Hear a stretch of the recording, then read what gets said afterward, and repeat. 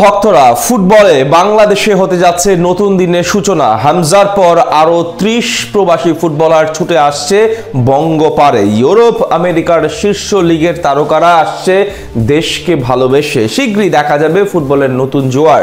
২০৩০ সালের মধ্যে এশিয়া সেরা দল হয়ে বিশ্বকাপ খেলবে বাংলাদেশ, এমন স্বপ্ন মানুষের। হামজার পর আরো ৩০ প্রবাসী ফুটবলারের আগমন নিয়ে বিস্তারিত জানবো রিপোর্ট। দক্ষিণ এশিয়ার সবচেয়ে দামি ফুটবলার এখন বাংলাদেশের। 18 কোটি মানুষের স্বপ্ন সারথি হয়ে লাল সবুজের পতাকার প্রতি ভালোবাসা জড়িয়ে দেশের মাটিতে পা রেখেছেন হামজা চৌধুরী। ইংলিশ প্রিমিয়ার লিগে নজর কেড়ে এখন তিনি নামবেন আমাদের দেশের জার্সি পরে। এখান থেকেই শুরু হতে যাচ্ছে ফুটবলের নতুন গণজাগরণ। হামজার আগমনে শুধু খেলার মান না, এবার জানা গেল ইউরোপ ও আমেরিকা থেকে ছুটে আসতে চায় আরো 30 জন ফুটবলার। খেলতে চান হামজার সঙ্গে লাল সবুজের জার্সি পরে, যেটা সত্যি হলে ২০৩০ সালের মধ্যে এশিয়ার অন্যতম সেরা দলে পরিণত হবে বাংলাদেশ। দেশের বর্তমান প্রেক্ষাপটে ক্রিকেট প্রধান খেলা হলেও ফুটবল একটা সময় ছিল আবেগ এবং ভালোবাসার সংমিশ্রণ।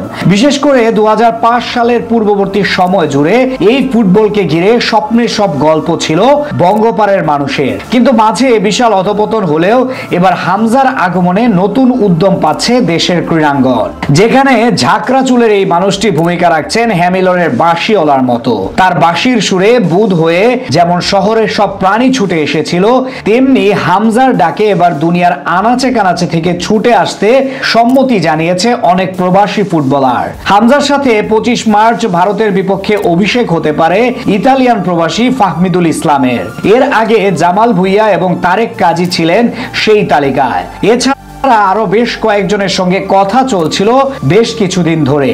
এবার জানা গেল সেই তালিকা এখন ৩০ জনের মতো ফুটবলারের নাম, যারা বাংলাদেশের জার্সি পরে 18 কোটি মানুষের স্বপ্ন সারথি হয়ে মাঠে নামতে চান। এই খবরটি অবশ্য প্রকাশ করেছে বাংলাদেশ ফুটবল ফেডারেশনের সহসভাপতি ফাহাদ করিম। তিনি এই নিয়ে বলেন, প্রথমে আমাদের 14-15 জন ফুটবলারের সাথে কথা হচ্ছিল, আলহামদুলিল্লাহ সেটা এখন বেড়ে দাঁড়িয়েছে 28 থেকে 30 জনে। তারা সবাই খেলতে আগ্রহী এবং সবাই ইউরোপ এবং নর্থ আমেরিকায় প্রফেশনাল ফুটবল খেলছে।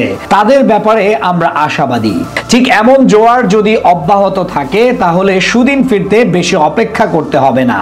এমনকি হামজা চৌধুরীর বাবা মনে করেন, ঠিক এই ধারা অব্যাহত থাকলে ২০৩০ সালের বিশ্বকাপ খেলা সম্ভব বাংলাদেশের, যেই কথার যথেষ্ট যুক্তি এবং সম্ভাবনা আছে এই মুহূর্তে। এর আগে ডেনমার্কের বয়সভিত্তিক দলে খেলার পর সর্বপ্রথম প্রবাসী ফুটবলার হিসেবে বাংলাদেশে আসেন বর্তমান অধিনায়ক জামাল ভুঁইয়া। এরপর ফিনল্যান্ড ছেড়ে শেকরের টানে আসেন তারেক কাজী। তবে তাদের সবাইকে ছাড়িয়ে এখন নতুন নাম হামজা চৌধুরী। সব মিলিয়ে বলা চলে ধীরে ধীরে নতুন দিগন্ত উদিত হওয়ার পথে দেশের ফুটবল। ঠিক এমন ভাবে চলতে থাকলে দক্ষিণ এশিয়া তো বটেই, গোটা এশিয়ার অন্যতম সেরা দলে পরিণত হবে বাংলাদেশ, যেটা বিশাল খবর ভক্তদের জন্য।